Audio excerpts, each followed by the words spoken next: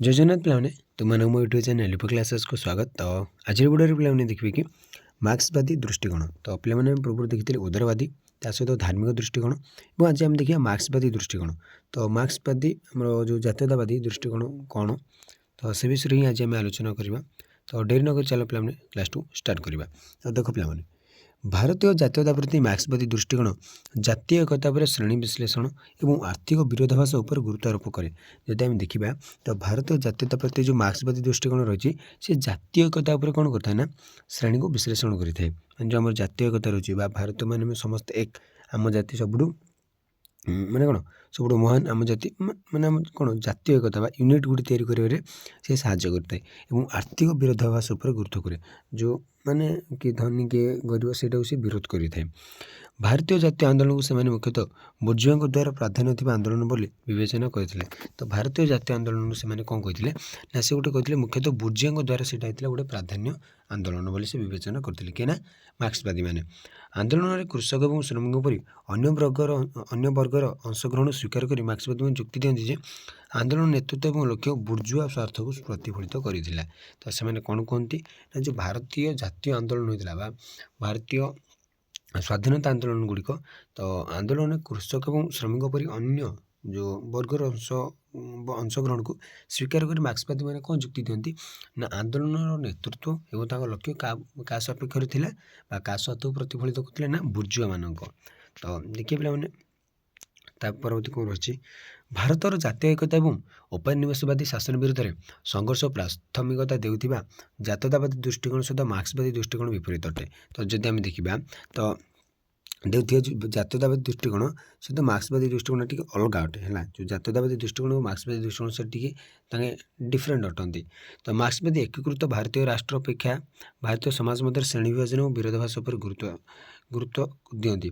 तो भारतीय एकीकृत भारतीय राष्ट्र अपेक्षा से भारत मध्य गोटे कौन जो श्रेणी विभाग और विरोधाभास पर से गुरुत्व दियंती। मार्क्सवादी इतिहासकार मैंने विदेशी साम्राज्य शक्ति और भारतीय बुर्जुआ उभयों द्वारा भारतीय जनसाधारण आर्थिक शोषण पर गुरुत्व आरोप करिसेंती।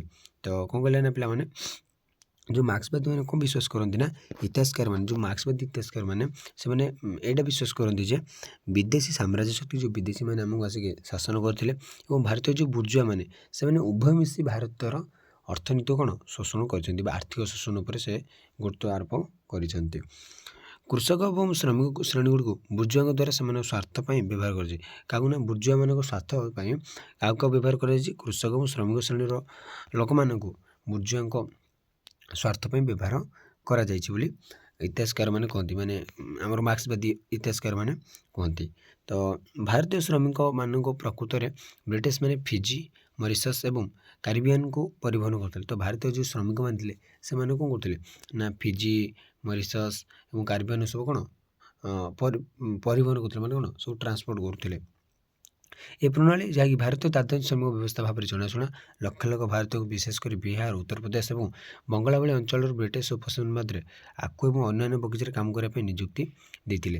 तो जो भारतीय दादन माने भारतीय दादन श्रमिक व्यवस्था आम जानी माने कौन जनाशुना यहाँ रहीगला भारतीय दादन श्रमिक व्यवस्था जोटा लक्ष लक्ष भारतीय बहुत भारतीय को विशेषकर बिहार उत्तर प्रदेश बंगालू ब्रिटिश उपनिवेश माने ब्रिटिश माने जो उपनिवेश स्थापन करते सेठारे आखु एवं अन्य बगीचार काम करने नियुक्ति दिया माने भारत रू कौन श्रमिक नहीं से माने कौन भारत रू श्रमिक नहीं तो जो से मैंने सब कार्य कर माने उपनिवेशवाद स्थापन करते सेठारे से कार्य लगाउले से श्रमिक मान जमी आम बिहार उत्तर प्रदेश बंगाल। तो एठार कौन नौते ना पे आम श्रमिक मान नहीं से जो सब उपनिवेशवाद स्थापन करते ब्रिटिश मैंने सेठारे काम करने नियुक्ति देते। ब्रिटिश साम्राज्यर दासत्व प्रथा उच्छेद सत्वे ब्रिटिश मैंने उपनिवेशवादी बगीचा एक नूतन सस्ता श्रम उत्स खोजी मैंने देख से समय तो आम कौन दासत्व प्रथा पूरा कमी जाता ना तथापि से गोटे कौन खोजुले ना गोटे नूतन और गोटे सस्ता श्रम उत्सव खोजुले केमती आम तो मैं कौन दास भाया खटई पारानी तो गोटे नुआ वे से श्रम खोजा कले। भारत मान चुक्ति अनुसार नियुक्ति जाता जहाँ से मजूरी केतक समय भारत को फेरिया एक निर्दिष्ट अवधि पर काम करने बाध्य करते से गोटे कौन चुक्ति मैंने कौन एग्रीमेंट करके जाते से ठीक टाइम मजूरी और केतक समय କେଉଁ ସମୟରେ ସେମାନେ ଭାରତକୁ ଫେରିବେ ସବୁ ସେଠାରେ ଲେଖା ଯାଇଥିଲା। ତଥାପି ଆଉ ଅନ୍ୟ ସମୟରେ ତୁମେ ଆସିପାରିବନି ବା ତୁମକୁ ଅଧିକ ଟଙ୍କା କିମ୍ବା ତାଠାରୁ କମ୍ ଟଙ୍କା ଦିଆଯିବ ନାହିଁ। ତ ମୁଖ୍ୟତଃ ଆଖୁ ବଗିଚାରେ କାମ କରିବା ପାଇଁ 1879ରୁ 1916 ମଧ୍ୟରେ ପ୍ରାୟ 60,000 ଅଧିକ ଶ୍ରମିକଙ୍କୁ ଫିଜିକୁ ପରିବହନ କରାଯାଇଥିଲା। କେବେ ନା 1879ରୁ 1916 ମସିହା ପର୍ଯ୍ୟନ୍ତ ଦୀର୍ଘ ଯେଉଁ ଆମର 36 ବର୍ଷ ବା 37 ବର୍ଷ ମଧ୍ୟରେ 60,000ରୁ ଅଧିକ ଶ୍ରମିକ କ'ଣ ଫିଜିକୁ ପଠାଯାଇଥିଲା ଆମ ଭାରତରୁ। ତ ବହୁ ସଂଖ୍ୟକ ଭାରତୀୟଙ୍କୁ ମଧ୍ୟ ଚିନି ବଗିଚାରେ କାମ କରିବା ପାଇଁ ମରିସସ୍ ପଠାଯାଇଥିଲା। ଭାରତୀୟମାନଙ୍କୁ ତ୍ରିନିବାଦ ଏବଂ ଟୋବାଗୋ, ବ୍ରିଟିଶ ଗୁଆନା ଯେଉଁଟା ବର୍ତ୍ତମାନ ଗୁଆନା, ସୁରିନାମ ଏବଂ ଜାମାଇକା ସମେତ ବିଭିନ୍ନ କାରିବିଆନ୍ ଦ୍ୱୀପପୁଞ୍ଜକୁ ବଗିଚାରେ କାମ କରିବା ପାଇଁ ପଠାଯାଇଥିଲା। ତ ଭାରତୀୟମାନଙ୍କୁ କ'ଣ ବିଭିନ୍ନ ପ୍ରକାର ଯେଉଁ ଆଫ୍ରିକୀୟ ବଗିଚା ଗୁଡ଼ିକ ରହିଛି ବା ଦ୍ୱୀପପୁଞ୍ଜ ଗୁଡ଼ିକର ଯେଉଁ ବଗିଚା ଗୁଡ଼ିକ ରହିଛି ସେଗୁଡ଼ିକରେ କାର୍ଯ୍ୟ କରିବା ପାଇଁ ସବୁ ପଠାଯାଉଥିଲା। ନିଯୁକ୍ତି ପ୍ରକ୍ରିୟା ପ୍ରାୟତଃ ପ୍ରତାରଣାମୂଳକ ଏବଂ ଶୋଷଣମୂଳକ ଥିଲା। ବଗିଚାରେ କାର୍ଯ୍ୟ କରିବାର ପରିସ୍ଥିତି କଠୋର ଥିଲା। ସେମାନେ ଦୀର୍ଘ ସମୟ ପର୍ଯ୍ୟନ୍ତ କାମ କରି କମ୍ ମଜୁରୀ ପାଉଥିଲେ। ବହୁତ ସମୟ କାମ କରିବେ କିନ୍ତୁ କମ୍ ମଜୁରୀ ପାଇବେ। ତ ବହୁତ ଶୋଷିତ ହେଉଥିଲେ ମଧ୍ୟ ଭାରତୀୟ ଶ୍ରମିକମାନେ, ମାନେ ବାହାର ଦେଶକୁ ଯାଇ ଯେଉଁ ବଗିଚାରେ କାମ କରୁଥିଲେ। ତ ସେଥିପାଇଁ ସେ ବହୁତ କଷ୍ଟ ଅନୁଭବ କରୁଥିଲେ। ମାର୍କ୍ସବାଦୀମାନେ ଜାତୀୟ ଆନ୍ଦୋଳନର ଏକତାର ଶୈଳୀ ଓ ଏହା ପ୍ରତିନିଧିତ୍ୱ କରୁଥିବା ଶ୍ରେଣୀ ସ୍ୱାର୍ଥ ମଧ୍ୟରେ ବିରୋଧାଭାସକୁ ସୂଚାଇଛନ୍ତି। ସାମ୍ରାଜ୍ୟବାଦୀ ଶକ୍ତିମାନଙ୍କୁ ସ୍ୱାର୍ଥ ପୂରଣ କରିବା ପାଇଁ ଜାତୀୟତାବାଦୀ ନେତାମାନେ ସେମାନଙ୍କ ସହ ସହଯୋଗ କରିଥିବାର ମଧ୍ୟ ଉଦାହରଣ ଦେଇଛନ୍ତି। ତ ସାମ୍ରାଜ୍ୟମାନଙ୍କର କ'ଣ ଯେଉଁ ସାମ୍ରାଜ୍ୟବାଦୀ ଶକ୍ତିମାନେ ଯେଉଁ ଆମ ଭାରତକୁ ଯିଏ ଆସିକି ଆମକୁ ଶାସିତ କରୁଥିଲେ ବା ସାମ୍ରାଜ୍ୟ ସ୍ଥାପନ କରୁଥିଲେ, ସେମାନଙ୍କ ସ୍ୱାର୍ଥ ପୂରଣ ପାଇଁ ଆମର ଜାତୀୟତାବାଦୀ ନେତାମାନେ ମଧ୍ୟ ତାଙ୍କୁ ସହଯୋଗ କରୁଛନ୍ତି ବୋଲି ଏଥିର ଉଦାହରଣ ମଧ୍ୟ ଦେଇଛନ୍ତି। ଜାତୀୟ ଅତ୍ୟାଚାରକୁ ପ୍ରକୃତରେ ଦୂର କରିବା ଏବଂ ଭାରତରେ ପ୍ରକୃତ ସାମାଜିକ ନ୍ୟାୟ ହାସଲ କରିବା ମାର୍କ୍ସବାଦୀମାନେ ଶେଷରେ ସମାଜବାଦକୁ ଏକମାତ୍ର ଉପାୟ ଭାବରେ ଗ୍ରହଣ କରନ୍ତି। ତ ଜାତୀୟ ଅତ୍ୟାଚାରକୁ ପ୍ରକୃତରେ ଦୂର କରିଦେବା ଏବଂ ଭାରତରେ ପ୍ରକୃତ ସାମାଜିକ ନ୍ୟାୟ ହାସଲ କରିବା ପାଇଁ ମାର୍କ୍ସବାଦୀମାନେ କ'ଣ ନା ଶେଷରେ ସମାଜବାଦକୁ ଏକମାତ୍ର ଉପାୟ ଭାବରେ ଗ୍ରହଣ କରନ୍ତି। ସେମାନେ କାହାକୁ ନା ସମାଜବାଦକୁ ଗ୍ରହଣ କଲେ। ତ ଉଲ୍ଲେଖନୀୟ ଭାରତୀୟ ମାର୍କ୍ସବାଦୀ ଇତିହାସକାର ଏବଂ ରାଜନୈତିକ ଦାର୍ଶନିକ ମଧ୍ୟରେ A.R. ଦେଶାଇ ଏବଂ R. ପାମେ ଦତ୍ତ ସାମିଲ ଥିଲେ। ତ ଯଦି ଆମେ ଦେଖିବା ତ ଭାରତୀୟ ମାର୍କ୍ସବାଦୀ ଐତିହାସିକକାର କିଏ ନା ଇତିହାସକାର କିଏ ନା ଆମର A.R. ଦେଶାଇ, ଆଉ ଗୋଟେ ହେଉଛନ୍ତି କିଏ R. ପାମେ ଦତ୍ତ। ତ ଦେଶାଇଙ୍କ ପୁସ୍ତକ ଭାରତୀୟ ଜାତୀୟତାବାଦର ସାମାଜିକ ପୃଷ୍ଠଭୂମି, ଭାରତୀୟ ସମାଜ ଏବଂ ବିକାଶର ଏକ ମାର୍କ୍ସବାଦୀ ପରୀକ୍ଷା ପ୍ରଦାନ କରେ। ତ ଆମ ଯେଉଁ ଦେଶାଇ ପୁସ୍ତକଟି ଲେଖିଥିଲେ କ'ଣ ନା ଭାରତୀୟ ଜାତୀୟତାବାଦର ସାମାଜିକ ପୃଷ୍ଠଭୂମି। ଏ ପୁସ୍ତକରେ କ'ଣ ଲେଖାଯାଇଛି ନା ଭାରତୀୟ ସମାଜ ଏବଂ ବିକାଶର ଏକ ମାର୍କ୍ସବାଦୀ ପରୀକ୍ଷା। ତ এই ବିଷୟରେ ଆମର କ'ଣ ସେ ପୁସ୍ତକରେ ଲେଖାଯାଇଛି। ତ ଦତ୍ତଙ୍କ ଇଣ୍ଡିଆ ଟୁଡେ ପୁସ୍ତକ ଭାରତୀୟ ଜାତୀୟ ଆନ୍ଦୋଳନର ଏକ ମାର୍କ୍ସବାଦୀ ଦୃଷ୍ଟିକୋଣ ପ୍ରଦାନ କରେ। ତ ଦତ୍ତ ଯେଉଁ ଲେଖିଥିଲେ ଇଣ୍ଡିଆ ଟୁଡେ ହେଲା, ଇଣ୍ଡିଆ ଟୁଡେ, ତ ସେଇଟାରେ ସେ କ'ଣ ଭାରତୀୟ ଜାତୀୟ ଆନ୍ଦୋଳନ ଗୋଟେ ମାର୍କ୍ସବାଦୀ ଦୃଷ୍ଟିକୋଣ ପ୍ରଦାନ କରେ। ଉଭୟ ସାମାଜିକ ଏବଂ ରାଜନୈତିକ ଘଟଣାଗୁଡ଼ିକୁ ପ୍ରଭାବିତ କରୁଥିବା ଅର୍ଥନୈତିକ ଶକ୍ତି ଏବଂ ଶ୍ରେଣୀ ସଂଘର୍ଷ ଉପରେ ମଧ୍ୟ ସେମାନେ ଗୁରୁତ୍ୱ ଦେଉଥିଲେ। ତ ଗୋଟେ ରାଜନୈତିକ ଘଟଣାଗୁଡ଼ିକୁ ଯେଉଁ ଅର୍ଥନୈତିକ ଶକ୍ତି ଏବଂ ଯେଉଁ ଶ୍ରେଣୀ ସଂଘର୍ଷ କ'ଣ କହୁଛି ପ୍ରଭାବିତ କରୁଛି ସେ ବିଷୟରେ ମଧ୍ୟ ସେ ଗୁରୁତ୍ୱ ଆରୋପ କରିଥିଲେ ଏଇ ଦୁଇଟି ମାର୍କ୍ସବାଦୀ ଇତିହାସକାର। ଯଦିଓ ଅନ୍ୟ ଲେଖକମାନଙ୍କର ଏଥିରେ ଅବଦାନ ରହିଛି, ତଥାପି R. ପାମେ ଦତ୍ତ ଏବଂ ଏହା ଦେଶରେ ମାର୍କ୍ସବାଦୀ ଦୃଷ୍ଟିକୋଣର ଅଗ୍ରଣୀ ଲେଖକ ଥିଲେ। ଆହୁରି ଲେଖକ ଥିଲେ, ବଟ୍ ଏମାନେ ଦୁଇ ଜଣ ବହୁତ ଆଗରେ ଥିଲେ। R. ପାମେ ଦତ୍ତ ଏବଂ A.R. ଦେଶାଇ, ସେମାନେ ମାର୍କ୍ସବାଦୀ ତତ୍ତ୍ୱର ବହୁତ ବଡ଼ ଲେଖକ ଥିଲେ। ତ ମାର୍କ୍ସବାଦୀ ଦୃଷ୍ଟିକୋଣ ବ୍ରିଟିଶ ସରକାର ଏବଂ ଭାରତୀୟ ଲୋକଙ୍କ ସ୍ୱାର୍ଥ ମଧ୍ୟରେ ଉପଜିଥିବା ବିରୋଧ ଓ ସଂଘର୍ଷକୁ ସ୍ୱୀକାର କରେ। ତ ମାର୍କ୍ସବାଦୀ ଦୃଷ୍ଟିକୋଣ କ'ଣ କରେ ନା ଯେଉଁ ବ୍ରିଟିଶ ସରକାର ଏବଂ ଯେଉଁ ଭାରତୀୟ ଲୋକ ମଧ୍ୟରେ ଗୋଟେ ସ୍ୱାର୍ଥ ମଧ୍ୟରେ ଭାରତୀୟ ଲୋକମାନଙ୍କର ସ୍ୱାର୍ଥ ଆଉ ବ୍ରିଟିଶ ସରକାର ଉପରେ ତ ଯେଉଁ ଗୋଟେ ବିରୋଧ ଏବଂ ସଂଘର୍ଷଟାକୁ ସେଇଟା ସ୍ୱୀକାର କରିଥାଏ କିଏ ନା ମାର୍କ୍ସବାଦୀ। ସେମାନେ ଏହାକୁ ଜାତୀୟତାର ଅଭିବୃଦ୍ଧିର ପ୍ରାଥମିକ କାରଣ ଭାବରେ ବିଚାର କରନ୍ତି। ସେମାନେ ବିଭିନ୍ନ ଅର୍ଥନୈତିକ ସ୍ତର ମଧ୍ୟରେ ଅନ୍ତର୍ନିହିତ ଦ୍ୱନ୍ଦ୍ୱ ଏବଂ ପ୍ରତିଯୋଗିତାମୂଳକ ସ୍ୱାର୍ଥ ବିଷୟରେ ମଧ୍ୟ ସଚେତନ ଅଟନ୍ତି। ତ ଭାରତୀୟ ଜାତୀୟତାର ଅଭିବୃଦ୍ଧି ଏବଂ ଉପନିବେଶବାଦ ବିରୁଦ୍ଧରେ ଲଢ଼େଇର ବିଶ୍ଳେଷଣରେ ସେମାନେ ଧନୀ ଭାରତୀୟ ଉଚ୍ଚବର୍ଗ ଏବଂ ଗରିବ ସ୍ୱାର୍ଥ ମଧ୍ୟରେ ଥିବା ବିଭାଜନକୁ ମଧ୍ୟ ଗୁରୁତ୍ୱ ଦିଅନ୍ତି। ତ ଧନୀ ଗରିବ ଭିତରେ ଯେଉଁ ଗୋଟେ ବିଭାଜନଟା ରହିଛି ତାକୁ ମଧ୍ୟ ମାର୍କ୍ସବାଦୀମାନେ କ'ଣ ଗୁରୁତ୍ୱ ଦିଅନ୍ତି। ସେମାନେ ଦାବି କରନ୍ତି ଯେ ଭାରତୀୟ ଜାତୀୟ ଆନ୍ଦୋଳନ ଏକ ବୁର୍ଜୁଆ ଆନ୍ଦୋଳନ ଥିଲା, ଗୋଟେ ବୁର୍ଜୁଆ ଆନ୍ଦୋଳନ ଥିଲା ବୋଲି ସବୁବେଳେ କିଏ କହନ୍ତି ନା ମାର୍କ୍ସବାଦୀମାନେ। ସେମାନେ ଉଦାର ଜାତୀୟତାବାଦୀ ସହିତ ସହମତ ଯେ କୃଷି ଏବଂ ହସ୍ତଶିଳ୍ପର ଗ୍ରାମୀଣ ଅର୍ଥନୀତିର ଶୋଷଣମୂଳକ ପଦକ୍ଷେପ ଯୋଗୁଁ ବ୍ରିଟିଶ ପ୍ରଶାସନ ଭାରତରେ ବ୍ୟାପକ ଦାରିଦ୍ର୍ୟ ସୃଷ୍ଟି କରିଥିଲା। କ'ଣ କଲେଣି ପିଲାମାନେ, ସେମାନେ କ'ଣ କରନ୍ତି ନା ସେମାନେ ଉଦାର ଜାତୀୟତାବାଦୀ ସହିତ ଗୋଟେ ସହମତ, ମାନେ ଉଦାର ଜାତୀୟବାଦୀ ଯେଉଁଟା କହେ ମାର୍କ୍ସବାଦୀ ମଧ୍ୟ ସେଇଟା ହିଁ କହେ ନା କୃଷି ଏବଂ ହସ୍ତଶିଳ୍ପର ଗ୍ରାମୀଣ ଅର୍ଥନୀତିର ଶୋଷଣମୂଳକ ପଦକ୍ଷେପ ଯୋଗୁଁ, ଯେଉଁ କୃଷି ଆଉ ହସ୍ତଶିଳ୍ପ ଏଥିରେ ତ ଆମର ଗ୍ରାମୀଣ ଅର୍ଥନୀତି ନା, ତ ତାର ଯେଉଁ ଶୋଷଣମୂଳକ ପଦକ୍ଷେପ ନିଆଗଲା ସେଥିପାଇଁ ବ୍ରିଟିଶ ପ୍ରଶାସନ ଭାରତରେ ବ୍ୟାପକ ଦାରିଦ୍ର୍ୟ ସୃଷ୍ଟି କଲା। ମାର୍କ୍ସବାଦୀମାନେ ପ୍ରକୃତରେ ଏହି ଶୋଷଣରେ କିଛି ସକାରାତ୍ମକ ପ୍ରଭାବ ଦେଖିଛନ୍ତି, କାରଣ ବ୍ରିଟିଶ ସାମନ୍ତବାଦୀ ପ୍ରଣାଳୀ ଏବଂ ଉତ୍ପାଦନ ପଦ୍ଧତିକୁ ଜନସାଧାରଣଙ୍କ ବିପ୍ଳବ ଓ ସଂଗ୍ରାମ ମଧ୍ୟରେ ଭାଙ୍ଗି ଦିଆଯାଇଥିଲା।